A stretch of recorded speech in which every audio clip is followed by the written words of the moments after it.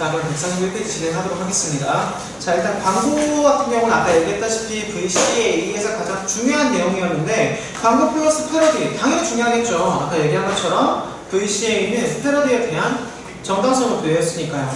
자, 광고의 특성 우리 디자인에서 배웠으니까 거의 다 알고 있을 건데 교육적으로 한번 더 봅시다.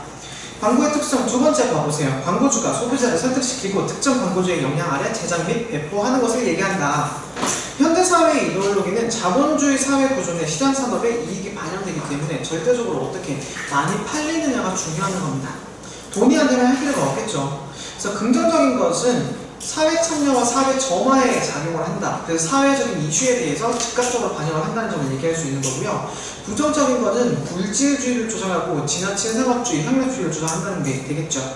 그 다음에 인종 간, 국가 간 위화감 조성, 아동에게 과한 시각적 정보를 전달, 즉 다른 말로 너무나도 범람이라는 말 기억해주세요. 범람하는 광고 때문에 학생들이 어떤 걸 선택해야 될지 모른다. 과연 이 정보가 진실일지 받아들이기 너무 어렵다라고 얘기를 할 수 있을 거예요. 자, 그러면 2번 광고의 1번까지 기능 별표 쳐야겠죠. 제가 일부러 첫 번째는 배워놨거든요. 다 기능, 마케팅, 사회적, 상대적, 설득적, 경제적, 정보 전달 다 필요해요. 근데 그 중에서도 우리 VCA는 미술 교육이니까 무슨 기능이 있어요? 시각적 말고 교육이죠. 교육적 기능이죠. 이 7가지 기능 외우세요. 그리고 만약에 시험 문제, 시간문화 관련된 지구학 문제가 나왔다. 던컴을 물어본다거나 프리드먼을 물어본다. 그래서 시간문화와 관련된 논술형, 서답형, 그 다음에 광고 이런 문제, 지구학 문제 나온다. 7가지 기능을 적절하게 첫째, 둘째, 셋째, 넷째에 여러분들이 분배하는 게 중요한 키워드로 작용할 수 있을 거예요.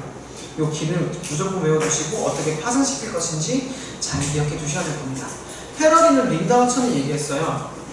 모든 패러디에는 원칙에 대한 잠재적 경위가 내포되어 있다. 일정한 의도를 가지고 기존의 작품을 뒤엎거나 인용하여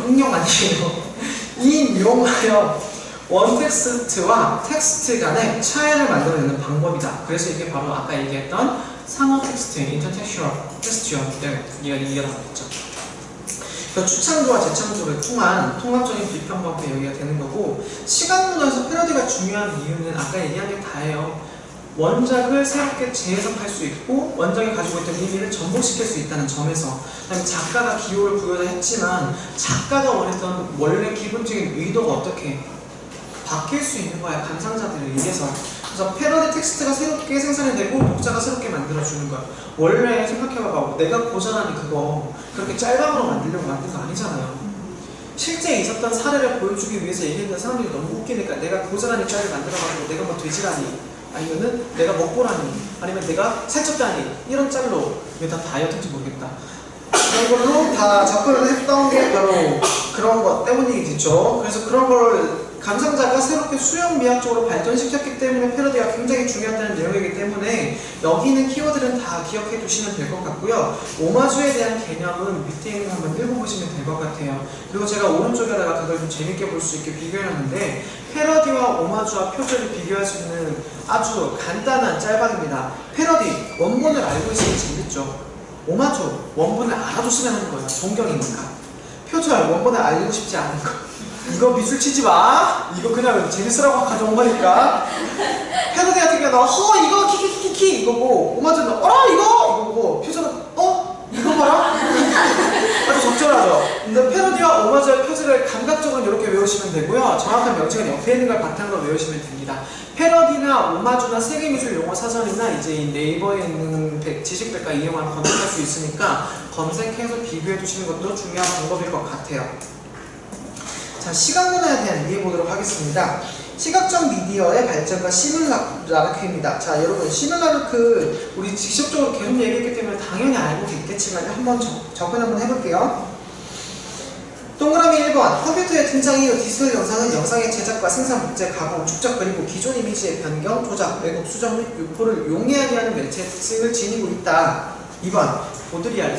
발터 베냐민이 발전시키고 그걸 가져와서 보드리아르가 발전시켰습니다. 우리 지난 시간에 시뮬라르크 검색해온 사람들은 다 알 수 있겠죠. 정리했던 내용 여기에도 똑같이 정리해주세요. 바로바로 보고 이해할 수 있게. 모사품은 부제를 제한적으로 제시할 뿐만 아니라 상상을 실제로 내모임으로써 현실 세계를 상상 속으로 흡수해 보인다. 체크, 현실 세계를 상상 속으로 흡수해 보인다. 그 결과 체크, 상상계와 현실계의 구분은 와해된다. 라고 하면 시뮬라크의 시대를 정의한다. 자, 요거 플라톤의 이원론을 완벽하게 없애버리는 거예요. 그래서 이론론의 세상으로 만들어버리는 게 바로 이 주장인 거예요. 그래서 저는 만약에 미학 문제 내면은 진짜 어렵게 내면은 보들리아르랑 플라톤 미학 책에 물어봐놓고 의자 이야기랑 지금 여기서 얘기하는 물건들, 뭐 패러디 같은 것들 얘기해놓고 그 의자를 패러디했다, 뭐 새롭게 재구성했다, 그런 걸 보여주고 문제를 물어볼 것 같아요. 과연 이 미학적 개념 현대 미술에서 어떻게 반영이 됐나. 이거 나오면 진짜 낙엽 떨어듯이 다 떨어질 것 같아요. 꼭 요거는 좀 개념을 좀 알아두셨으면 좋겠어요. 시각문화 교육으로서의 영상교육 보도록 하겠습니다. 다양한 시각적 미디어를 통한 그림이나 영상 또는 진술들을 올바르게 이해하고 수용하며 적절히 활용할 수 있는, 또한 능동적이고 창의적으로 제작될 수 있는 능력의 교육이 필요하다. 너무나도 번갈아가면서 계속 나왔던 말이기 때문에 읽어보시면 하면 될 것 같고요. 동그라미 2번 밑에 줄의 끝에 시각적으로 표현할 수 있는 능력, 배양을 목적으로 한다. 영상교육, 아까 시각교육으로만 나왔는데 영상은 시간성을 반영을 하잖아. 이걸 어떻게 적절하게 반영하고 만들 수 있는가. 이거 대표적으로 수업 시간에 활용할 수 있는 게 뭐예요? 어떤 수업?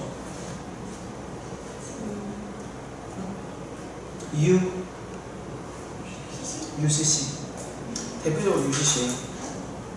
저 패러디 수업한 거 나중에 제가 이제 지도한 수업 다음 주쯤에 가지고 와서 보여드릴게요. UCC로 실제로 애들이 제작한 게 있는데 퀄리티 어마어마해.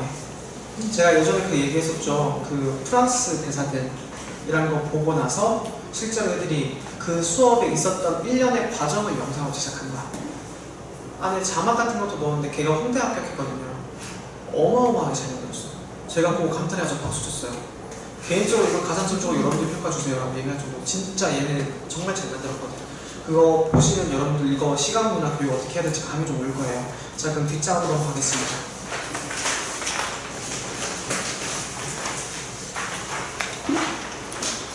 자, 여기서부터는 조금 집중해야 될 부분인데 잠 오는 사람들은 좀 잠 좀 깨세요. 시각문화 미술교육 학자와 유형인데 사실 여기 있는 게 다가 아니라 우리 기출보면 랜드 하버도 나오고 수많은 사람들이 나와. 근데 그 사람들은 여기 책에 실지 않았어요. 저는 미술교육의 이론과 사상, 미술교육 문화 그 책을 바탕으로 정리를 한 거라서 분명히 없는 작가들도 나오고요. 가끔 보면 제가 이거 도대체 근거가 어딘지 싶은 책들도 많이 나와요. 굉장히 어려워요. 그렇기 때문에 제가 여러분들한테 드리고 싶은 말은 일단 기본적으로 제가 정리해 주는 것들은 바탕으로 보되 플러스로 오늘 제가 숙제 내주는 거 학년별로 스터디 찾아가지고 정리해줄 거니까 다음 주까지 그 책 싹 정리해가지고 저한테 메일로 보내세요. 제가 그러면 그거 바탕으로 체계적으로 한 체계로 정리해가지고 뿌릴게요. 자, 일단 던컴 별표 2개 쳐주시고요. 프리드만의 별표 3개 쳐주세요.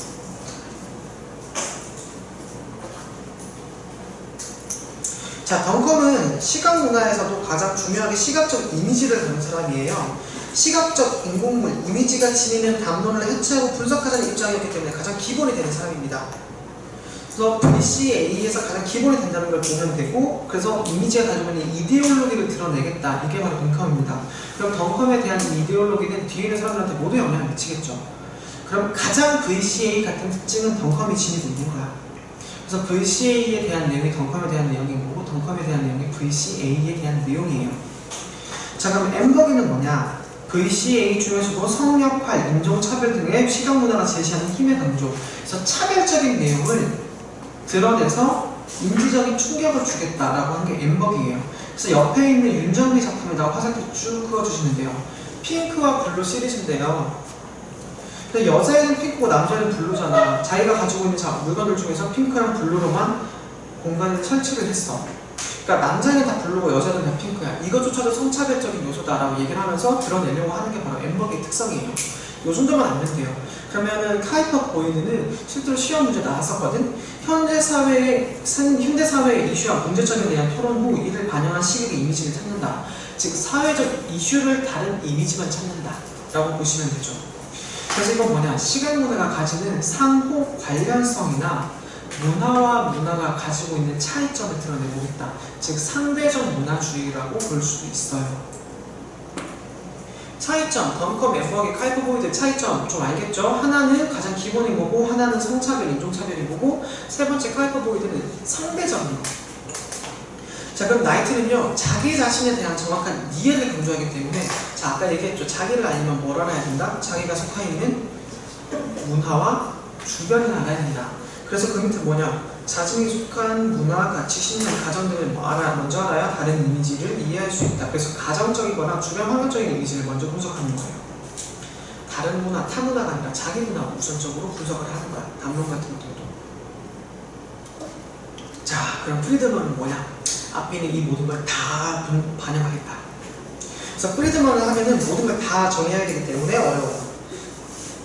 그래서 요거 부분을 해주시고요. 제가 1분 줄 테니까 이거 소리 내면서 한번 외워보세요. 어떤 차이점인지 한번 외워보세요. 그래야지 이제 이 단어를 얘기할 수 있어요.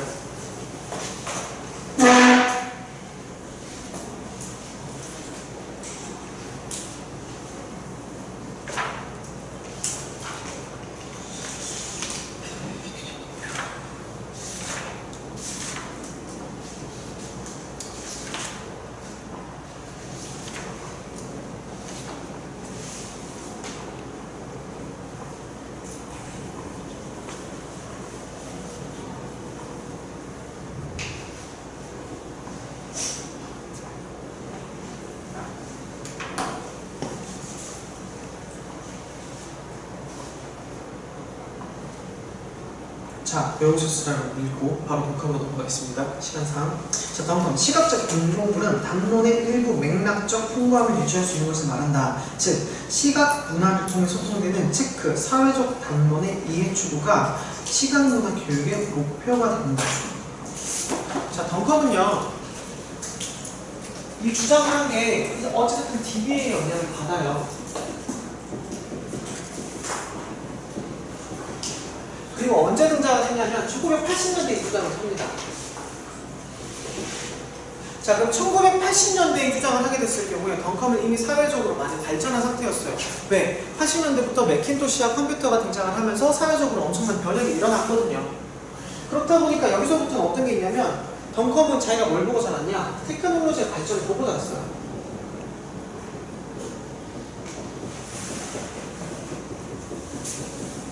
자, 테크놀로지의 발전을 봤으니까 어떻게 되겠어? 이미지라는 게 어떻게 생겼어요? 이미지가 그냥 하나가 띵 나오는 게 아니라 어떻게 수많은 이미지가 만들어지겠죠. 다량 생산이라고 보시면 됩니다. 그럼 이걸 뭐냐? 그럼 우리 주변에 수많은 이미지가 있는데 이 이미지를 항류하는 것 자체가 미적인 체험이다라고 얘기를 해요. 그럼 이건 미적인 체험이 되겠죠. 그래서 어떻게? 이런 미적 체험을 학생들이 그 속에 들어있는 이미지를 알아야 되기 때문에 일상 속에서의 미술교육을 주장을 하는 거예요. 그렇기 때문에 시각문화가 이게 뭐가 됐다? 글씨 AE가 나타나게 된 거죠. 감이 오시죠? 그래서 그 밑에 덩컨의 첫 번째 아이디어를 보면 공통된 주제 및 테마에 기초하여 미술품과 시각문화의 연관성을 탐구를 했다. 그래서 오늘날 대중미술의 역할이 체크, 과거의 회화와 역할이 비슷하다는 점. 자, 과거의 회화 같은 경우에는 어떤 특징이 있었냐? 자, 우리 인상주의 이전까지 회화는 어떤 기능을 가지고 있었어요? 기록이었죠. 시각적인 미술도 뭐? 내 유행, 일상 속의 미술 교육이야. 우리 지금 광고 같은 거 과거의 광고 돌아보자 그러면 뭘 볼 수 있어요? 과거의 유행 같은 걸 돌아볼 수 있잖아. 그럼 얘마저도 뭐 기록의 역할을 가지고 있는 거예요. 그러면 여기다 기록의 얘기를 해줘야겠죠. 기록, 유행, 스타일 모든 걸 다 가지고 있다. 그리고 광고 등에서 남성과 여성의 이상형이 미술작품에 나타난 성의 이미지로부터 차용된 점. 그쵸? 왜? 그래서 우리 게릴라벌즈 작품 기억하죠? 다문화 미술교육에서 게릴라벌즈 작품 보면은 왜 여자들이 메트로폴리탄에 들어가기 위해서는 누드를 해야 되냐? 작품 속에는 모든 여성들이 다 옷을 벗고 있고 남자들은 다 옷을 입고 있다는 점. 그런 것들 때문에 성차별적인 요소들도 등장을 시켰다. 이데올로기를 반영을 했다라고 얘기할 수 있는데 이게 바로 아까 얘기했던 엠버기에게도 영향을 미쳤다라고 볼 수 있습니다. 자, 두 번째 아이디어에다가 별표 2개 쳐주세요. 더욱 급진적인 방법으로서 이미지 속에 담긴 사회적 의미와 다르게 보는 방법을 강조를 했다. 자, 그래서 어떻게 사회적 의미와 다르게 보는 방법, 다른 관점 제시해줘야 된다 그랬죠. 시각문화에 대해서. 그래서 교과서를 봤을 때 우리가 기본적으로 알고 있던 시각 이미지와 다른 시각 이미지가 보인다. 그럼 그 교과서에서는 기본적으로 알고 있던 이미지를 다른 관점으로 설정해서 보여주도록 지도안을 짜놨을 거예요. 특히 지도안에서는. 그러니까 체험 파트에서, 공부 과정에서 체험 파트가 굉장히 중요한 거죠. 중학교 교과서가. 저는 팁을 드렸습니다. 교과서 분석하는 거. 자, 동그라미 1번 보시면 작가들의 조직, 관객의 후원 책임의 시장관계, 시각 매체의 소유권에 관해 탐구를 합니다. 동그라미 2번 시각문화의 사회생산, 재생산하는 방법을 관찰을 합니다. 동그라미 3번 시각문화에 관한 1년의 질문과 논쟁 또는 시각성 연구를 위한 비판적 도구를 제공합니다. 즉 모든 걸 뒤집어 엎어버리겠다라는 의도를 가지고 있기 때문에 동그라미 1, 2, 3번은 키워드는 없지만 얘를 통해서 이해를 하시기만 하면 돼요. 지금 당장 하는 데 보면 이해 안 돼. 복습하면서 이해하셔야 돼요. 근데 이거를 실제 사례로 보면 이해가 쉽겠죠. 밑에 있는 디젤 광고입니다. 태빈입니다. 태빈. 태빈은 얄타 회담의 흑백 기록 사진 위에 청바지를 입은 여성 모델들이 꼴라주되는 한 청바지 광고를 분석하였다. 실제로는요, 이 여기인 여자들이 없었을 거예요. 그러면 뭐 얄타 회담에 이 여자들이 꼴라져서 붙였기 때문에 너무나도 자연스럽겠죠. 자, 체크. 태빈은 이 문장 전체에 체크해야 돼요. 태빈은 이 광고를 통해 얄타 회담이라는 역사적 사실과 남성성과 여성성의 재현, 로고타입 디자인, 정치 지도자 이미지 등이 광고 속에서 교차한다고 지적한다. 자, 어떤 이미지일까요? 남자들은 굉장히 국가의 지도자로의 이미지가 가지고 있지만 여자들은 어떻게 됐어요? 어떻게 보면 진짜 부정적으로 보면은 거의 활락가의 여성으로 묘사가 됐어. 그러니까 여성의 지위가 굉장히 남성에 비해서 떨어지는 걸로 나오겠죠. 여기서 보여주는 건 근데 청바지 광고는 뭐냐? 그래서 이 청바지들은 남자들한테 사랑받을 수 있고 저런 국가 지도자들이 여자를 좋아하는 그런 청바지다. 성적인 이미지를 굉장히 부각시켰다 라고 볼 수 있겠죠. 이런 이데올로기를 분석을 할 수 있어야 돼요.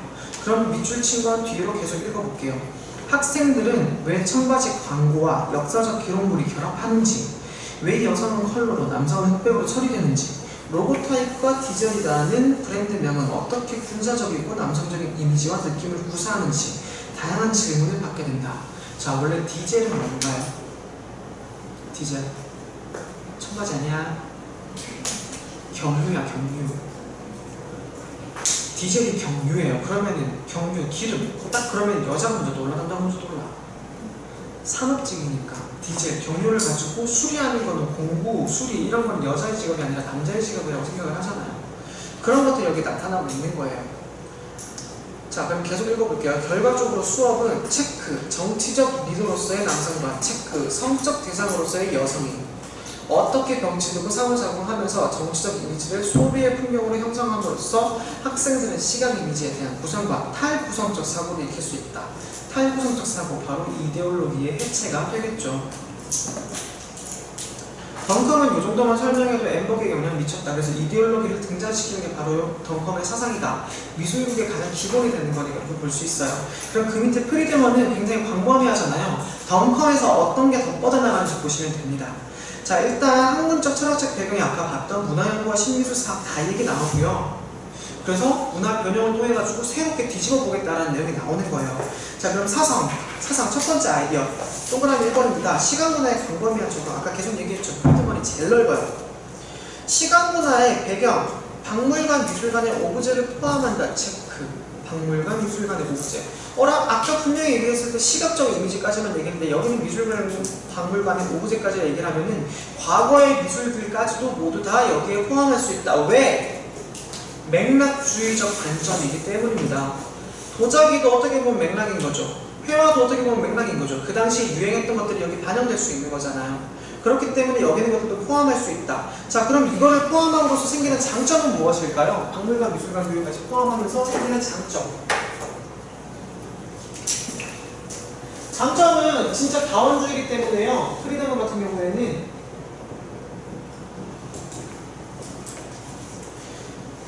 다양한 시각적 이미지를 수용하잖아요. 다양한 시각적 이미지를 수용을 하다 보니까 차이점을 이해할 수 있겠죠. 이런 기회를 제공해 줄 수 있는 거, 이게 장점이에요. 자, 그럼 단점은 뭐냐? 시각 이미지도 배워야 되고 오브제도 배워야 되고 순수 미술까지 배워야 돼. 그럼 뭐가 많아져? 굉장히 많아지지. 너무 많아지다 보니까 뭐 이미지나 미술이나 광범위하기 때문에 정의하기가 쉽지 않은 거야. 이게 미술교육인지 이미지교육인지 아니면 사회교육인지, 나아가면 이건 미술교육이 아니라 사회교육까지 뻗어나가게 되니까 굉장히 애매해지는 거죠. 그런 것들이 바로 단점이라고 얘기를 할 수 있어요. 자, 그러면 밑에 두 번째가 정보의 자유. 정보화 시대에는 진정한 자유란 정보 덕점을 벗어나 활용 기회를 보장하는 것, 저런 것들 장점. 너무나 많은 이미지들을 사용을 해가지고 스스로 만들 수 있다는 거에 가장 큰 장점이겠죠. 자, 그럼 교육과 교육과정인데 프리즘은 교육 과정이 중요해요. 교육은 생생과 재생산의 교차점이다. 자, 그럼 생산은 뭘까요? 이 키워드 기억해둬야겠지만 생산은 뭘까요? 생산은 뭐야? 작품, 제작이잖아. 우리 아트 프로그램 할 때 제작했던 거 기억나죠? 그런 제작이에요. 교육은 생산이고 재생산은 뭐? 내가 생산을 했어. 그럼 재생산은 뭘까? 내가 이걸 다시 한번 만들어서 가공할 수도 있겠지만 내 작품을 누군가가 봤어. 이거 되게 재밌다. 이거 아이디어 얻어가지고 새롭게 만들어 볼게. 이게 재생산인 거예요. 생산과 재생산. 이거는 친구와 친구 관계, 학교 안에서도 가능하겠지만 작가와 감상자의 관계에서도 이루어질 수 있는 겁니다.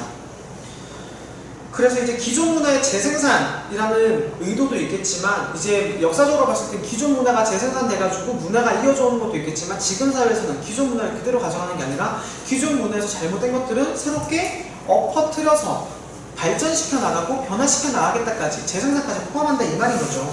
교육과정은 이익들의 충돌과 대립으로 형성된다. 체크.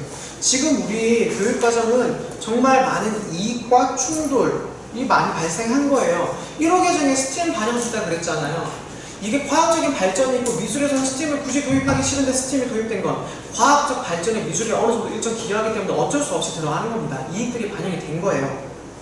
그래서 지금의 교육과정이 프리드먼이 얘기했던 교육과정이 많이 반영됐어요. 그래서 프리드먼은 이런 이유로 시각문화 교육자의 책임감을 강조하며 교사의 비중이 늘어났다는 거죠. 이건 어디와 비슷해? DBA와 비슷해. 제시해주는 관점이나 이런 것들을 많이 얘기해줘야 되는 거니까. 수업에 접하는 이미지가 정체성 형성에 영향을 미치는 점에 유의해야 한다고 어라? 이건 영향을 미친다? 이건 어떻게 보면 창의성이랑 비슷하죠. 왜? 감상은 학습자들에게 창의성에 영향을 미칠 수 있고 모방을 유발할 수 있기 때문에, 그런 점에서 보면 어느 정도 유사성이 창의성에서도 영향을 받았다는 걸 알 수 있고 DB에서도 영향을 받았다는 걸 알 수가 있죠. 이런 거 보면 재밌어. 자, 재밌나? 자, 그래서 시각문화 교육은요, 밑에는 1, 2, 3, 4가 다 키워드인데요. 자, 일단 무슨 사람과 보는 사람의 관계니까 일단 만든 사람과 보는 사람의 관계, 그리고 우리 아까 제가 127페이지에서 외우라 그랬던 상호작용의 인식입니다. 만든 사람과의 관계와 상호작용의 인식. 두 번째, 맥락, 의미를 지닌 미학과 사회적 관점, 의미 중심입니다. 그리고 3번, 개인적, 집단적 의미화. 의미는 누가 만든다? 개인이 만들거나 사회가 만든다는 거죠. 사회적으로 그래서 조망을 해야 된다는 거고, 4번, 상호 인지, 문화적 반응, 창작과 해석의 문화적 생산. 그래서 이런 키워드를요, 제가 정리만 해놨는데 무슨 말인지 이렇게만 보면 이해 안 되죠.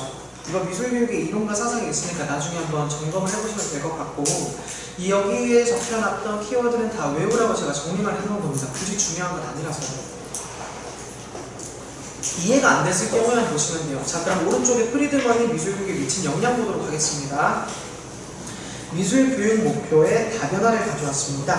학습자, 사회, 교과 이 세 개에 다 영향을 미쳐서 프리드먼의 영향이 지금 우리 1호 개정이랑 공부 개정이 많이 반영이 됐다고 볼 수 있어요. 우리 다음 시간에 이걸 찾아볼 수 있으니까 꼭 좀 복습을 확실하게 좀 해왔으면 좋겠고요. 두 번째, 프리드먼의 비판점입니다. 지나친 통합 관점은 시각문화, 미술의 특성을 포기했다. 아까 그래서 제가 무슨 교육이라고 그랬죠? 오히려 미술교육이 아니라 무슨 교육에 가깝다? 사회교육에 가까워졌다. 그런 비판점을 받아요. 표현의 역할을 소극적으로 보고 분석적인 구경꾼으로 학습자를 전락시킬 우려가 있어서 다른 말로 이건 뭐다? 감상을 중시했다는 말이고 표현을 중시했지만 이게 우리나라 미술 교육에는 어떻게 어느 정도 적절하게 반영이 돼서 프리드먼의 이런 것들은 감상에 반영이 됐습니다. 공부 개정의 미술 창작에 잘 반영이 됐어요. 좀 적어주세요. 공부 개정 미술 창작. 다른 말로 여러분들 쉬는 시간에 찾아보라는 거죠. 우리 지금 우리나라 교육은 표현을 많이 해야 되니까 표현도 하되 미술 시간보다도 중요하니까 이런 것도 반영을 좀 하자라고 얘기가 나온 거예요. 자, 그럼 오른쪽으로 넘어가서 143페이지입니다. 하우스만. 자, 하우스만도 상당히 많은 영향을 미칩니다. 하우스만은 현대 미술 교육 과정에 진짜 많은 영향을 미치는데 프리드먼만큼이나 영향을 많이 미쳐요. 근데 하우스만은 프리드먼은 뭐랑 다르냐? 프리드먼은 VCA를 종합해서 가장 광범위하게 적용을 한다면 하우스만은 우리 이제 DBA 할 때도 하우스만 얘기 나왔거든요. DBA와 아트 프로펠, 네오 DBA를 거치면서 VCA를 좀 더 체계화, 학문화 시킨 사람이에요. 전 DBA와 포스트 모더니즘 교육에 영향을 받았고 VCA 영향을 받아가지고 자기 스스로 이제 하나의 철학을 만들었는데요. 자, 동그라미 1번 사상입니다. DBA에 부분적으로 찬성을 한다. 체크. 그리고 별표 하나. 우리 옆에다가 플러스 적어주세요. 아트 프로펠적인 측면도 있다. 아트 프로펠적인 측면. 어디 있는지 한번 찾아볼게요. 자, 첫 번째는 DBA의 미술 교육의 학문의 개념을 도입한 걸 굉장히 높게 평가를 했고, 두 번째는 DBA가 미술의 다른 학문과 가르치는 방법이 같을까에 대해서는 의문점을 가졌다고 얘기를 합니다. 그래서 정확하게 4개의 영역을 나누는 것이 아니라 어떻게 다양한 관점에서 이해하고 개성을 표현하는 것이 중요하다라고 스스로 학습자 중심으로 미술 교육이 바뀌어야 된다고 주장을 한 거예요. DBA랑 다르게. 근데 그 밑에 보시면요. DBA의 4개의 영역에 미술 교육의 내용을 국한시킬 것이 아니라 4개 영역을 포함하여 체크, 심리학, 문학, 과학, 철학 등을 기반으로 해야 한다고 얘기를 했다. 점점점 뻗어나가서 사회 맥락주의인 거를 반영해야 된다고 얘기를 하죠. 그리고 미술만의 독특한 구조가 분명히 있기 때문에 이거는 미술만이 가르칠 수 있다. 이건 DBA에서 얘기했던 그런 측면들이 반영이 된 거고요. 3번을 보면 예술가로서의 교사를 얘기를 하죠. 이게 바로 아트 프로펠이에요. 자, 아트 프로펠. 하버드 프로젝트에서 교사는 어떤 역할을 가진 사람이었어요? 어떤 사고가 가능해야 되는 사람이었어요? 예술적인 사고가 가능해야 하는 사람이었어. 그렇기 때문에 여기 하우스는 예술가로서의 교사라고 보잖아요. 이런 부분은 아트 프로펠이 충분히 반영됐다고 볼 수가 있는 거죠. 자, 하버드 프로젝트에서 얘기했던 것처럼 여기서 보면 첫 번째 봐. 무엇을 어떻게 왜 가르칠 것인가 이것을 결정을 해야 된다. 교사가. 그 다음에 세 번째 봐. 좋은 교사는 교실에서 창의적이고 질적으로 우수한 기능을 할 수 있다. 그리고 네 번째 바입니다. 미술 활동을 무엇을 배우는 것으로 착각해서는 안 된다. 체크. 인간과 예술적 기 사이의 관계인식법, 체크, 소통. 이 교수 방법이 중요한 내용으로 봅니다.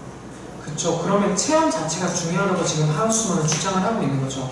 그럼 얘는 현대미술교육 과정의 체험, 거기도 소통, 연결, 여기에 제일 많이 영향을 미친다고 볼 수 있겠죠. 제가 볼 땐 그래가지고 올해 문제 나오면 하우스만도 충분히 문제 나올 가능성이 있다고 얘기를 해요. 각각의 교사들은 자신의 경험과 교실의 상황, 문화 발달 단계, 교수 시간, 그리고 자료 등을 고려하여 내용을 구성하면 돼. 이것도 사실 보면 융통성을 발휘하는 건데 우리 공부 개정이나 1호 개정에서 교수 학습 방법을 보면 제일 맞은 거 어떻게 했냐면 학교 급이나 주변 상황이나 지역적 상황을 고려하여 탄력적으로 운영한다는 말이 나와 있어요. 이 부분이 거기에 해당하는 겁니다. 탄력적으로 조정 운영한다. 누구에게? 교사에게 책임감을 지운다. 프리드먼이나 하우스만이 똑같이 얘기한 내용이지만 플러스로 뭐 교육과정에서 탄력적으로 운영 조정할 수 있는 거는 교사만이 할 수 있는 것이다. 그래서 시각문화와 평가관을 보면은 이제 같이 보면 시각문화 두 번째 발을 보면 따라서 개별적 교수법을 구성하여 스스로 탐구할수록 도와줘야 한다. 가장 이상적인 말이죠. 근데 사실 이게 쉬워요, 어려워요? 어렵죠. 그러니까 일반적인 수업 시간이 힘들고 어떻게 전문교과에 주로 많이 반영되어 있어요. 심화 과목이나 혹은 전문교과라고 그러죠. 그리고 평가관을 보면 수업을 하는 과정을 중시했기 때문에 포트폴리오 평가를 중시한다. 포트폴리오 어디서 얘기 나오죠? 포트폴리오랑 아트 프로펠. 그래서 하우스만은 DBA랑 아트 프로펠을 둘 다 가져갔다고 볼 수 있는 거고요. 하우스만의 역량을 보면 아까 제가 얘기한 것처럼 동그라미 2번부터 뭐야 돼요? 별표 3개. 국가 단위의 평가 기준 세우는 데 기여했다. 좀 감이 잡히시나요? 이게 미술교육의 이론과 사상이 나왔던 내용이거든요. 다시 1번 볼게요. 미술의 다른 점을 지적하며 가르치는 방법의 차이를 주어야 한다는 의견을 이끌어낸다. 차이를 줘야 된다. 이제 수준을 맞춰서 접근해야 된다고 얘기를 하는 거고요. 동그라미 3번. 미술 교사의 역할에 변화를 끼쳐서 학생들의 창의적인 표현을 격려해준과 동시에 이거 되게 로얄멜리 같은 점이죠. 근데 미술을 향유하고 비평하고 안목을 길러주는 역할의 교사상. 이거 되게 아이슬 같은 점이죠. 그래서 아까 얘기했던 것처럼 얘들도 창의성과 DBA를 거치면서 둘 다에서 장점들을 가져왔다라고 볼 수 있는 거예요. 결과적으로는 뭐냐? 심상화, 스스로 학생들이 심상화할 수 있는 능력을 개발할 수 있게 해줘야 되고, 직관, 보자마자 느낄 수 있는 시지각적인 측면도 반영할 수 있게 해줬다는 거죠. 요거는 이제 스스로 말을 어떻게 만들 것인가 좀 고민을 해보면 될 것 같아요. 자, 마지막에 그랜트 윌슨입니다. 자, 윌슨은요, 가장 현대적인 사람이고요, 가장 이상적인 사람이에요. 제가 볼 때 윌슨이 쉽게 문제 나오진 않을 것 같고, 제가 보면 이게 문제 나오면은 내후년? 한 2학년도 시험 칠 때 나올 것 같아요. 2학년들은 좀 주의 있게 봐주면 좋을 것 같습니다. 자, 폭넓은 인문학적인 지식과 철학적 관심을 기반으로 한 미술교육이기 때문에 나중에 이게 어디에 영향을 미치냐? 인문학적 미술교육에 많이 영향을 미쳐요. 그래서 제가 2학년들한테 아까 수업 시작하기 전에 미술교육의 기초라는 책 사라 그랬었죠. 여기 이제 인문주의 미술교육이 나오는데, 자, 2번 포스트 모더니즘과 신실용주의를 기반으로 하는데, 여러분 신실용주의 들어봤어요?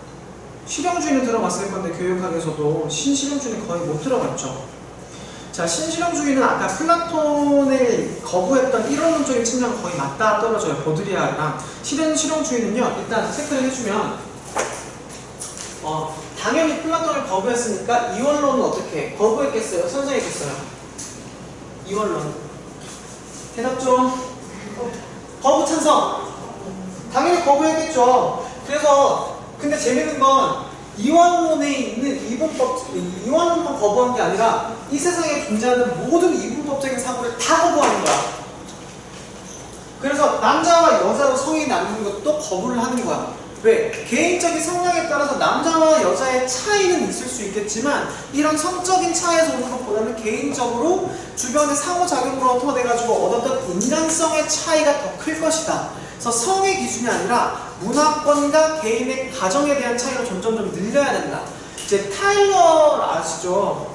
교육학에서 타일러 말고 백인 타일러? 우리 알고 있는 비정상에 대한 나온 타일러가 얘기했던 거 보면은 서양과 동양의 문화의 차이점을 되게 얘기를 하면서 이제 우리는 부모님을 모시는 문화다라고 얘기를 하면서 타일러가 딱 말해준 거 뭐라 그러냐면 그런 말도 안 쓰면 좋겠다고. 가족을 모시는 건 그 가족이 정해야 되는 거지 동양과 서양의 차이가 있는 것이 아니다라고 얘기를 해요. 그거는 각 가족이 정해야 되는 거다. 바로 그게 신실용주의입니다. 그래서 신실용주의는요, 플라톤의 이원론을 일단 거부해요. 플러스로 모든 이분법적 사고,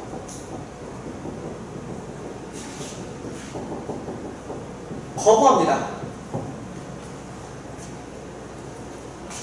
그리고 나서 플러스로 더 재밌는 게 뭘 얘기를 하냐면, 여러분들 제가 예전에 철학이라는 걸 얘기할 때 철학은 뭐라 그랬어요? 세상이 돌아가는 이유를 규명해내는 학문이 철학이라 그랬잖아요. 신실용주의도 어떻게 보면 철학인데, 철학에 대한 개념을 이제 세상을, 진리를 탐구하는 학문이 객관적인 게 아니라 어떻게 지극히 주관적인 학문이라고 주장을 해요.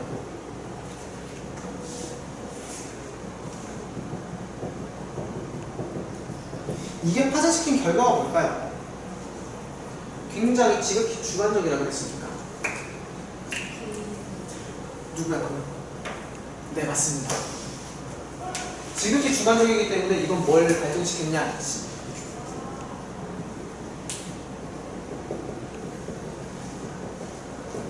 개인적인 부분에 부각을 굉장히 많이 시켰고, 인스타그램이나 페이스북이나 뭐 사람들이 얘기하는 거 그럴 수 있어, 이해할 수 있어, 이런 말이 나오게 된 배경이 바로 신실용주의인 거예요.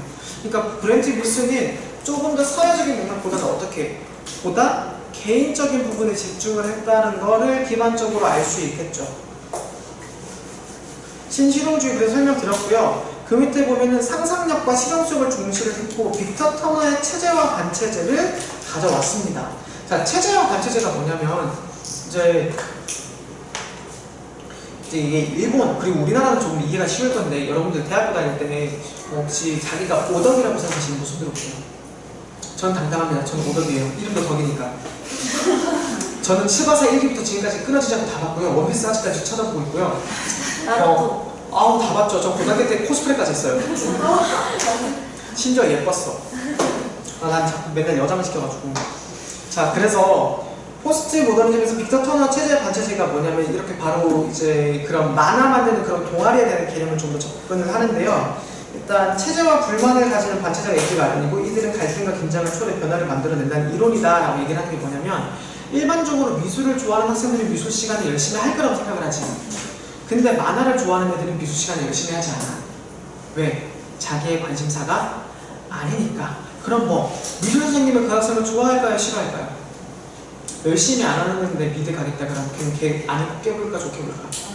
당연히 안 해고 깨보지. 나도 그랬는데 좀만 더 하면 너 충분히 좋은 거 할 수 있는데 이것도 너에게 도움이 될 건데 하지만 자기 관심 받기라고 안 해요. 하지만 얘네들은 뭐 따로 동아리를 형성하면서 만화 동아리를 만들다 보니까 자기끼리 하는 동아리에 있는 퀄리티는 어마어마하게 잘 만들어내요. 그게 바로 체제와 반체제예요. 그럼 미술교사는 뭐가 될까? 반체제일까 체제일까? 체제겠죠. 그럼 반대로 동아리는 반체제가 되는 거예요. 그래서 밑에 있는 예를 시를 보면 미술 시간에 만화 그리는 것을 좋아하지 않는 교사와 만화 그리기를 즐겨하는 학생입니다.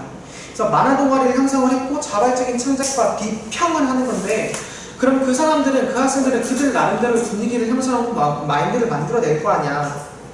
그래서 이런 것들은 대중적인 문화의 영향을 받은 게 아니라 지극히 자기의 무엇, 자기가 하고 싶은 것, 자기의 관심을 반영했기 때문에 이전과는 많이 다르다는 거죠. 그래서 단순한 대중매체의 영향이 아니라 그들 나름의 새로운 문화현상, 사고와 가치관의 형성, 즉 긍정적으로 평가되어야 하며 이런 부분들이 부정적으로, 선생님들은 부정적으로 생각하지만 부정적으로 평가하면 된다 안 된다? 안 된다. 교사 일정을 평가하는 게 아니라 이런 것들조차 스스로 문화를 만들어내는 하나의 교육 과정으로 봐야 된다. 이런 것들조차. 그래서 긍정적으로 평가되어야 하며 간과되어서는 안 된다라고 얘기를 하는 거죠. 이게 어디에서 근거가 되냐? 생활 교육론의 근거가 되는 거예요. 미술에 있어서. 그러니까 보다 하우스만이나 프리드먼 같은 경우에는 미술 교육의 사상이나 이런 것들이 굉장히 정해져 있었지만 윌슨 같은 경우는 어때요? 위에는 다르게 사회 전체에 대한 이미지가 아니라 굉장히 개별적이고 학생들이 스스로 만들어내는 것들도 미술 교육에 속할 수 있다라고 얘기를 하죠. 그래서 윌슨의 사상 보겠습니다. 밑에 미술 교육은 자신의 삶의 문제를 해결하고 관련시키는 텍스트의 관련시키와 밀접하다고 보았다. 계속 나옵니다. 자기 자신, 개인. 프리드먼은 광범위, 던컴은 이데올로기의 해체, 하우스만은 DBA와 창의성, 그 다음에 아트 프로필까지 모든 걸 다 반영해서 학문적 반영, 브렌트 윌슨은 자기 자신과 주변의 반영. 학자들에 따른 차이점을 조금 이해할 수 있겠죠. 완벽하진 않지만 이렇게 구성을 하면 여러분들 이해가 좀 더 쉬워질 거예요. 그래서 첫 번째 텍스트로서의 미술론과 미술 교육관입니다. 미술 작품의 창작과 해석은 텍스트의 창작과 해석, 내가 원하는 의도를 전달하려고 하는 거니까 의도주의적으로. 근데 받아들이는 사람이 그 의도가 아닐 수도 있는 거야. 그러니까 내가 이렇게 전달했는데 그 의도가 제대로 전달되지 않았어. 근데 그게 내가 불만이야. 그러면 나를 바꿔야 되는 거야. 감정사를 바꾸는 게 아니라. 그런 게 바로 여기서 말하는 교육인 거고요. 텍스트. 이미 존재하는 다른 텍스트들의 변형이 가능하다는 걸 얘기를 하는 거고요. 문학과 미술작품. 다른 작가, 주변의 경험, 지식의 재창조 모두 다 가능하다고 얘기를 하는 겁니다. 감상자와 상호 텍스트성 다 읽어보면 되는 거고요. 동그라미 2번이 중요해요. 체크. 로얄필드 발견한 개설을 비판합니다. 왜? 사회문화적인 영향. 우리 동인지 같은 경우에는 우리 원래 덕축의 덕은 무슨 덕? 양덕이에요. 걔네들은 머리에서 실사 같거든. 그래서 서양 애들이 덕질을 하면 무섭다고 그걸 양덕이란대. 예를 들어가지고 일본에서는 만화 같은 거 만드는데 배경이 하나같이 18세기 유럽이잖아? 가령 예를 들면 어떤 게 있냐면 강철의 일본술사 보세요. 왜 일본 만화인데 에드워드상! 이러는데. 그렇기 때문에 이제 사회문화적인 배경은 분명히 에드워드 나오는 그 강철의 일본술사도 외국인들이 이해를 잘 못해. 왜냐? 그 문화적 시스템상은 동아시아권 문화가 반영되어 있는 거야. 근데 로엔벨리 같은 경우에도 그런 것들이 하나도 반영되어 있지 않다 이거지. 그래서 사회문에서 성격이 배제되었다고 비판을 했고요. 상호 텍스트성의 관여가 분명히 필요하다. 왜? 서로가 서로의 텍스트를 이용을 하는 거지. 그래서 요새는 외국인들이 만드는 그 짤방 같은 거 되게 많이 유행하죠. 영어로 만든 짤방 같은 거 만들어가지고 우리 사람들이 보면 되게 빵 터지는 거. 그래서 어제도 제가 하나 봤는데 외국에서 굉장히 쿨한 여자가 있더라고요. 쿨녀였는데 어떤 쿨녀였냐면 도서관에서 전화통화를 하는 남자가 있길래 Shut up bitch, shut your mouth라고 얘기를 했대. 그래서 옆에 있는 사람들이 자기 칭찬하면서 너 아주 잘했어 라고 그러니까 나는 평등한 사람이라서 걔네들한테 똑같이 말했다. Shut up bitch, shut your mouth라고. 이런 게 우리만 봐도 재밌는 게 아니라 그 사람들도 이해하고 우리도 이해하는 거죠. 그럼 보면은 그냥 보면서 하면서 웃고 넘어갈 수 있는 이런 것들이 바로 상호 텍스트성으로서 외국인들도 공감하고 우리나라도 공감하는 거. 이게 바로 상호 텍스트성인 거예요. 일상에서도 이런 것들을 여러분들 적용을 하면 저는 약간 병적으로 이런 걸 적용을 하는 편이지만 주변에서 한번 생각해 본다면 이런 예시들을 많이 찾을 수 있을 거예요. 그 다음에 마지막으로 제일 중요한 게 3번이겠죠. 별표 5개. 윌슨 나오면 꼭 적어줘야 되는 거. 학생의 경험과 문화, 즉 주변적 내러티브, 서술이죠, 서술. 이런 거를 중시를 해야 된다. 자, 그래서 윌슨의 영향 오른쪽에 있는 거 보시면 동그라미 1번 현대미술과 시각문화를 포함하는 미술교육을 주장을 했고요. 그래서 아이즈너를 비판해요. 바로 밑에 70년대 당시에 해프닝 퍼포먼스 백남준 비디오 예술 같은 게 아이즈너는 미술로 간주를 하진 않았어. 그래서 해당이 안 됐어. 근데 윌슨은 이런 것들도 저도 미술교육에 들어가야 된다라고 주장을 합니다. 동그라미 2번 문제행위와 관련된 미술교육을 주장을 했고요. 3번 학습자 개인의 자발적인 문화 창조가 있는데 윌슨은 당연히 여기서 보다시피 한계점은 분명히 존재해요. 지금 여기서 보면 개인적으로도 얘기를 했다 보니까 전체적인 내용이 많이 부족하지. 그럼 뭐가 부족했을까? 교육적으로 봤을 때 모든 사람이 일정한 수준으로 도달해야 되는 뭘 제시해주지 못했어. 무슨 기준? 그렇죠. 성취 기준을 제대로 제시해주지 못했어요. 그래서 밑에 있는 거 한계점 하나하나 볼게요. 전통적 미술학교와 학생들이 관심 있어 하는 대중적 시각문화가 함께 공존하는 상호텍스트적으로 활동할 제3의 공간 필요성을 제시를 했는데 이게 뭐냐? 아까 봤던 미술 수업과 동아리실이 합쳐져 있는 게 아니라 이거 두 개를 같이 유지할 수 있는 제3의 공간이 필요하다고 얘기를 한 거예요. 왜? 미술 선생님은 만화 싫어하잖아. 근데 동아리애들은 만화나 좋아해. 근데 공간이 실질적으로 그렇게 많지는 않잖아. 학교 교실 보면은 이거를 그러면 수용할 수 있는 곳이 새로 필요하다고 얘기를 했지만 실제로 이게 가능해요? 불가능해요? 불가능해요. 그러니까 일본 같은 경우는 실질적으로 불가능했어. 그래서 공간 확보의 어려움 정도로 보면 될 것 같아요. 적어준다면 공간 확보의 실질적으로 학교 공간 확보의 어려움. 하지만 이게 한 20년 뒤쯤에 해결될 거예요. 학생이 없어서.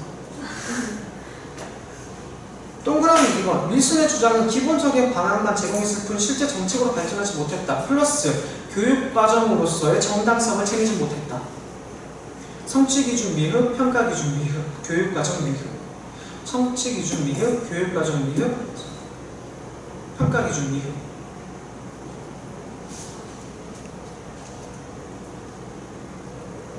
그러면 이제 144페이지 보셔야죠.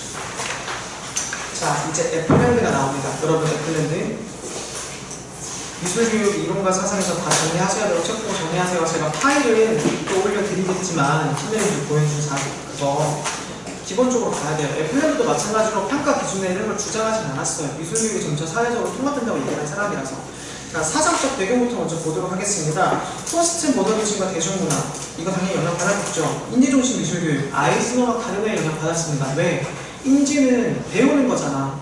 그럼 DBA에서 말하는 그런 인지, 교육 다 받았겠죠. 그리고 가드너, 다중지능 영향 받았겠죠. 사람마다 특정한 지능이 있다고 차별을 하는 게 아니라 남자와 여자가 있으면 기본적으로 공감 감각력이 뛰어난 사람들은 여성이 아니라 남성이 좀 더 많대요. 이런 것들을 바로 가드너가 얘기를 하는 겁니다. 자, 저 학습자가 학습해야 할 지식의 영역은 굉장히 다양하다고 애플랜드는 얘기를 했고 전문적인 학습을 위해서는 인지적인 능력을 사용해야 한다고 얘기를 했습니다. 그리고 플러스 인지 플러스 정서로 저는 보통 애플랜드를 정의를 하는데 그 밑에 있는 내용 때문이에요. 애플랜드는 정서적 측면의 교육적 효과도 중요시했기 때문입니다. 왜? 감정을 순화시킬 수 있는 게 미술 아니야? 다른 거에서 못 해주는 게 미술에서는 할 수 있잖아. 감정의 해소. 그럼 인지도 인지지만 인지를 통해서 정서의 순환까지도 이루어진다는 게 일종의 과정인 거죠. 미술을 봤을 때 먼저 선인지 후 정서 이렇게 좀 적어주세요. 애플랜드 선인지 후 정서.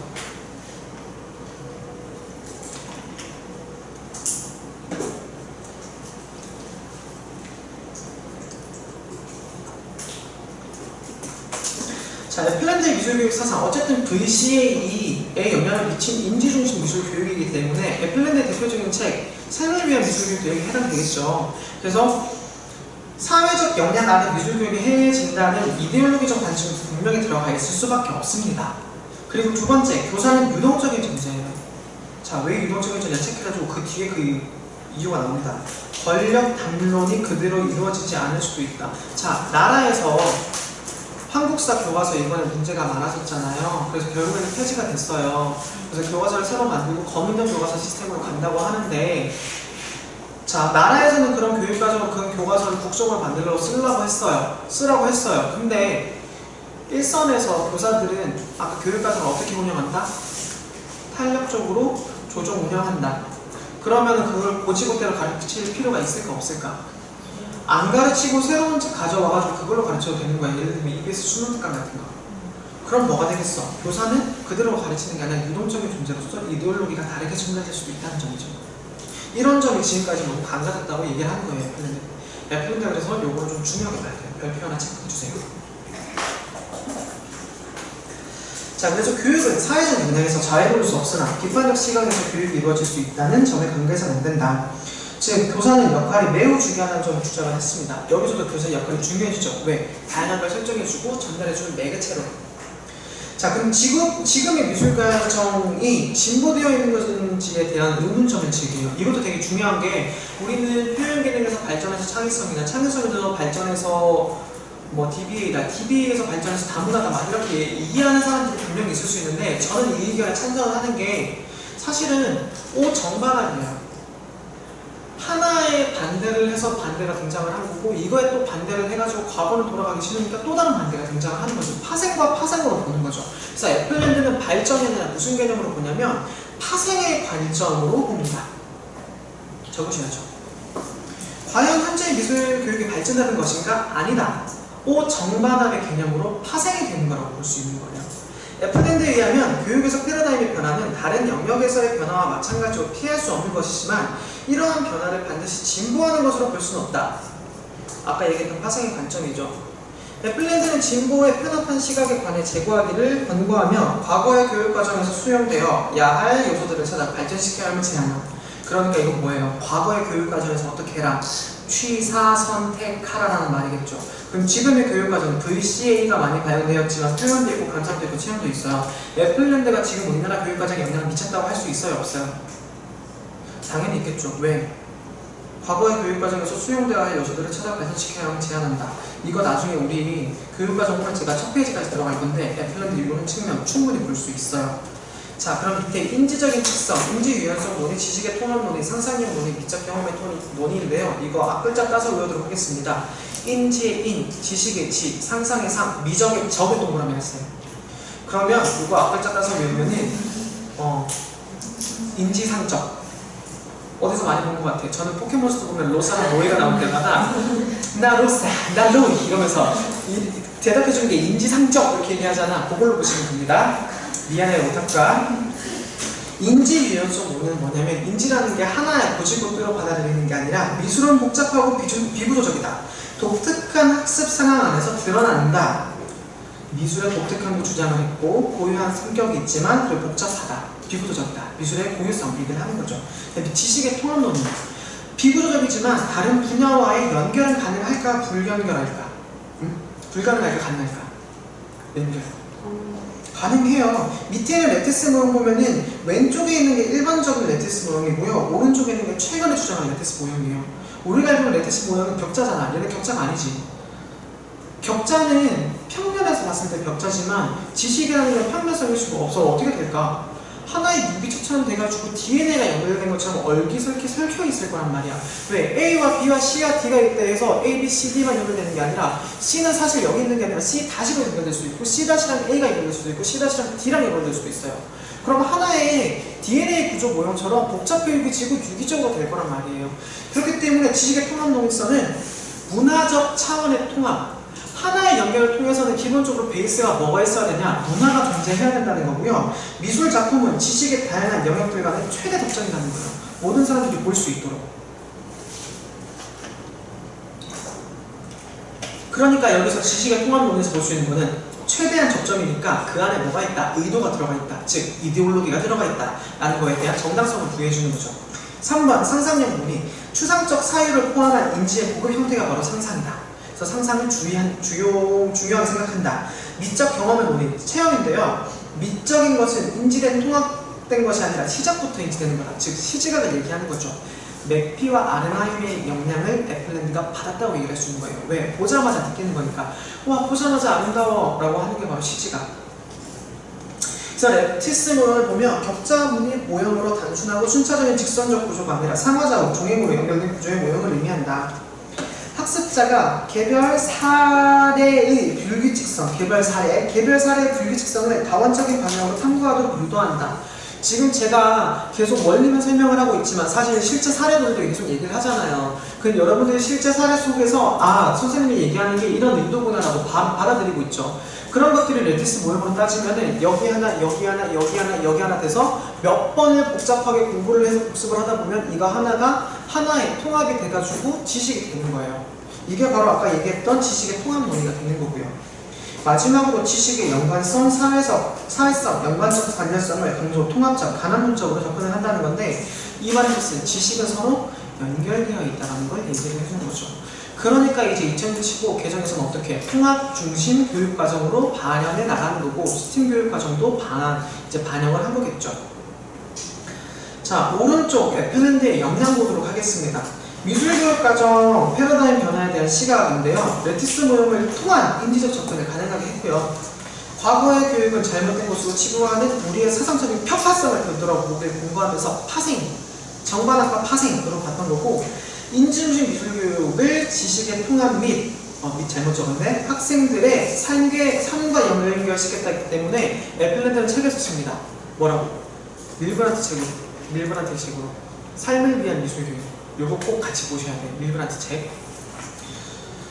그래서 미술교육의 통합적인 측면을 강조하기도 하며 미술의 사회적 관련성에 중점을 두고 있어 우리 교육 현장에 시사하는 바가 큽니다. 그리고 3번 보시면 되고요. 그럼 시간론의 교육, 미술교육의 시사점과 함께 한 개인데요. 일단 시사점은 미술교육의 내용을 굉장히 크게 확장시켰겠죠. 두 번째, 학생 개개인의 문화인식과 생활 관련 미술교육의 중요성을 강조를 했고요. 세 번째, 미술교육의 현대적인 정당성을 확보시켰어요.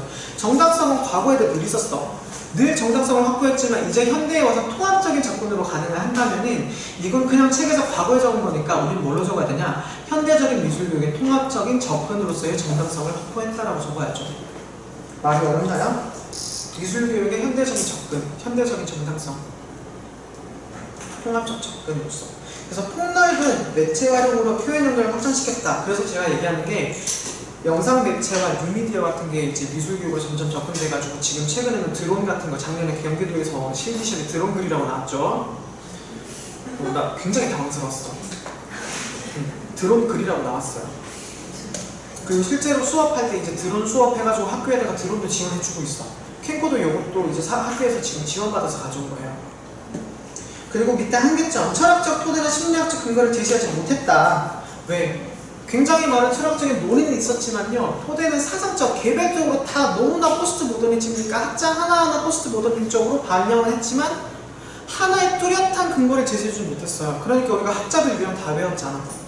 그렇기 때문에 이런 게 첫 번째인 거고요. 두 번째, 매체나 내용이 인공물 위주다. 자연환경을 좀 무시할 수 있었다는 거. 자연환경조차도 우리가 미적 감수성으로 미적 체험으로 봐야 되는데 이게 상대적으로 중요성이 떨어지게 되었다는 점.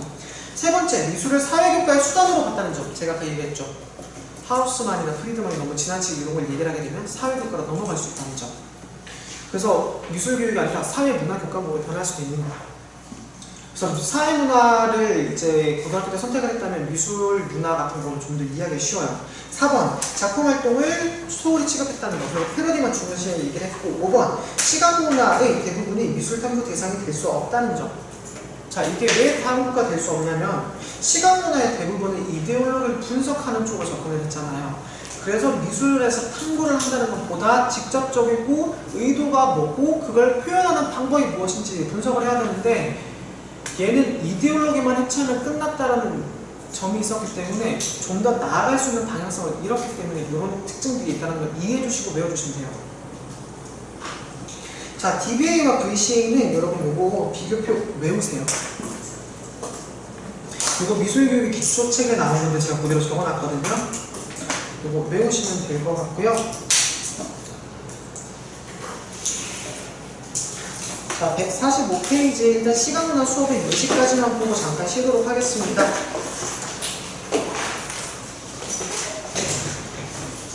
자, 145페이지 시각문화 수업의 예시인데 이게 어디 거냐면 인천시교육청 미술교육학회 연구회예요. 거기서 실제로 시각문화를 적용한 수업 방식을 탐구하기 위해서 만든 지도안을 제가 발췌해 왔습니다. 이미지올로기라 그래서 우리 아까 많이 봤었죠. 시각적 문해력도 있었고 미디어 리터리시도 있었고 미디어 리터리시가 비주얼 리터리시의 하위 개념처럼 생각하면 된다고 했고 이데올로기인데 여기서 오른쪽에 보시면은 어떠한 이미지든 특정의 이념이나 사고에서 자유로울 수 없다는 입장에서 이미지와 이데올로기를 합성하여 만든 조어로 네오르의 최문수 대표가 처음으로 사용한 용어로 우리나라에서 처음 만들어진 용어예요. 이게 실제로 시험 문제 나오지는 않을 거야. 하지만 이미지올로기라 그래서 시각문화 수업을 여러분들이 이렇게 접근하면 되겠구나, 교과서 분석에 이렇게 접근하면 되겠구나 라고 제가 안내해 드리려고 이걸 가져온 거예요. 자, 이미지올로기 수업 일단 첫 번째 개요입니다. 개요. 대중매체의 속성을 이미지의 생산과 유통, 소비의 측면에서 확인해 본다. 이제 기대효과를 볼게요. 대중매체가 우리에게 무의식적으로 미치는 영향에 대해 파악하고 바라보는 관점을 기울 수 있다. 즉 기대효과, 다른 말로 뭐 이데올로기를 해석할 수 있다, 해체할 수 있다. 내용을 보겠습니다. 대중매체를 통해 다수에게 보급되는 일방적인 이미지와 매스미디어죠. 일상의 다양한 이미지를 비교함으로써, 일상의 다양한 이미지, 주변에 있는 이미지겠죠? 비교함으로써 그 속성이 대중에게 어떤 영향을 주는지 알아봅시다. 자, 준비물. 인물 이미지와 활동지를 가져오는데요. 핵심 개념은요. 첫 번째, 대중매체의 역할이 있고, 두 번째, 이미지의 역량, 세 번째, 이미지를 바라보는 관점입니다. 자, 일단 우리가 한번 생각해 봅시다. 대중매체의 역할은 뭘까요? 이미지를 만들어서, 자본주의 사회니까 이미지를 통해서 뭘 하게 만드는 거야? 사람들이. 그렇지, 소비하게 만드는 거지. 소비하게 만드는 거야. 보고, 향유하고 소비하게 만드는 거. 그럼 그 이미지의 영향을 통해 가지고 소비자들은 뭘 느끼겠어? 강한? 어머 저건 사야 돼. 뭐? 충동을 느끼게 되는 거죠. 지름신이 왜 나와? 시험장 가가지고 지름신이라고 적을 거야? 충동, 구매 충동을 느끼게 되는 거겠죠. 그리고 이미지를 바라보는 관점. 그래서 일반적인 사람들, 학생들은 어떻게 해? 수용적으로, 무비판적으로 수용을 하는데 우리는 어떻게 해야 돼? 학생들에게 비판적으로 수용할 수 있도록 접근해야 된다고 해줘야겠죠. 자, 교수학습 활동 첫 번째 도입 부분인데요. 일단 다른 거 다 제가 간단하게 학습 목표도 확인해야 될 거고, 전시 시간 학습도 확인해야 될 거고, 동기후반도 해야 되는데 발문을 통해 가지고 보는 겁니다. 이미지를 전달해주고. 대중매체를 들어보았으니까 대중매체에 대한 기초질문을 하는 거겠죠. 대중매체에 대해서 들어봤니? 대중매체는 무엇이니? 대중매체의 역할은 무엇일까? 두 번 났네. 그리고 마지막에 대중매체가 우리에게 미치는 영향 어떤 점이 있을까? 이걸 고등학교 수준 학생들에게 얘기를 하잖아요. 사실 대답 잘 안 해요. 감상 수업과 유사하기 때문에 애들은 거의 대답을 안 해. 왜? 틀릴 거라 생각을 해서. 틀리더라도 이제 우호적으로 얘기할 수 있는 상황을, 지름신 같은 것도 충분히 얘기할 수 있어요. 그러니까 이런 것도 충분히 얘기할 수 있도록 그런 분위기를 만들어주는 게 유의사항으로 들어가야겠죠. 다양한 반응을 유도할 수 있는 환경을 제시해준다. 이렇게 적어줘야겠죠. 이런 거 다 감안해야 돼요. 자, 그러면 이제 수업에서 어떻게 하냐. 이미지를 모둠으로 구성해보는 거예요. 대중매체에 의해 유통되고 있는 사진 이미지를 모아 그 성격을 규명해본다. 자, 그럼 조별로 현재 유통되고 있는 다양한 이미지를 모으도록 해보고요. 다양한 관점으로 사진 이미지를 구분하고 활동지에 정리하도록 한다. 세 번째, 모든 별로 기록한 내용을 발표한다. 그래서 각자가 조사했던 이미지들이 가지고 있는 의미들이 무엇인지 하는 분석해보는 수업들을 각자가 진행하는 거겠죠. 그럼 뭘 줘야겠어? 유의사항에 기본적으로 체크리스트나 이데올로기에 대한 설명이 옆에다가 들어가야겠죠. 그럼 체크리스트 활동지를 주는 걸 얘기를 하고요. 위에 있는 빈칸에는 뭘 적어주냐면 인물 이미지를 선택하면 그 특성을 좀 더 파악할 수 있다. 왜? 인물이 전달해주고 있는 이미지, 여자면 여자, 남자면 남자, 아동면 아동, 노인이면 노인, 그런 거에 따라가지고 각자 가지고 있는 이데올로기가 있을 거 아니에요. 그리고 그 밑에 여러분들이 적어줘야 될 게 체크리스트나 활동지를 활용할 수 있도록 안내한다 라고 추가적으로 적어주면 되는 거죠.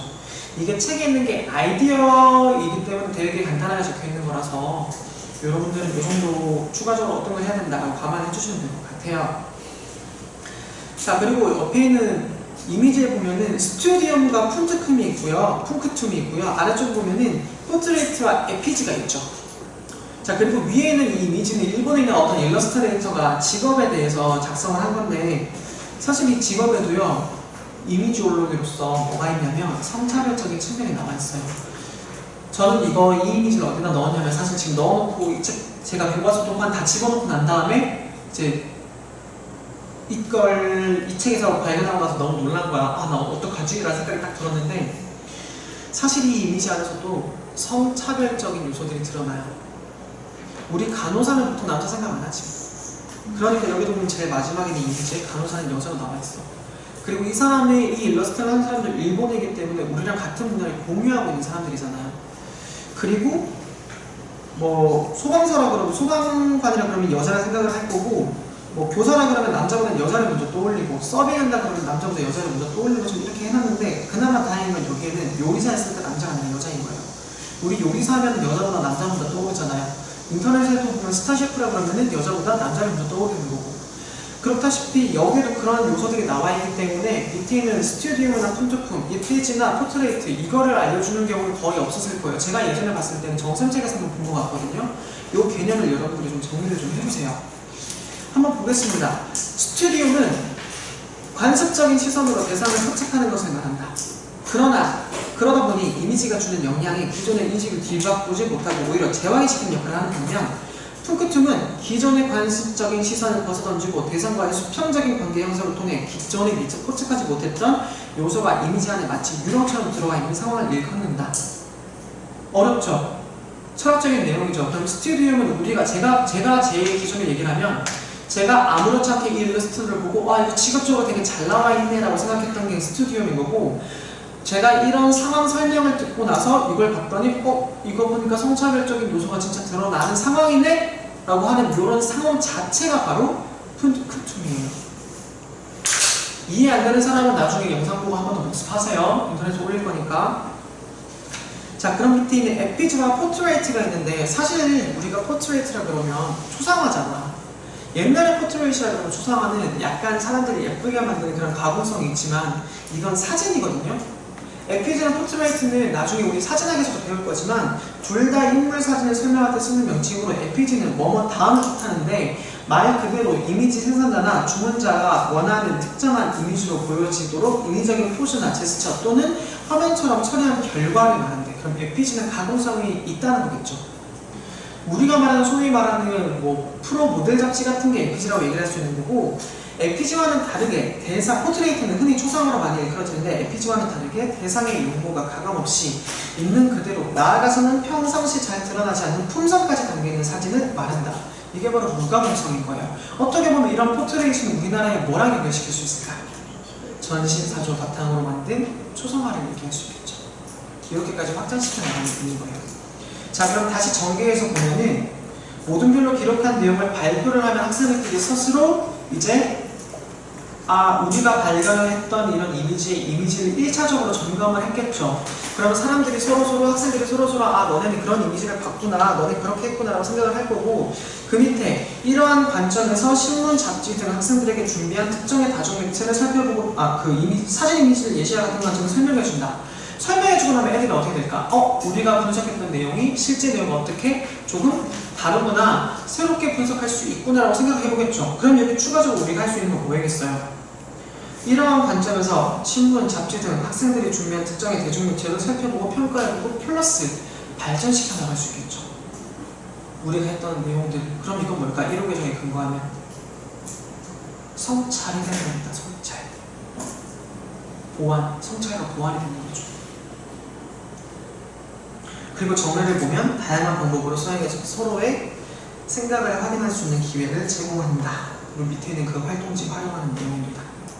여러분 시각문화는 어렵지만 감상 위주로 수업을 진행할 수밖에 없고요. 이걸 바탕으로 저는 수업을 뭘 했냐면 그 예전에 있던 이 하우스만 작품 중에 그 콜라주 작품이 있어요.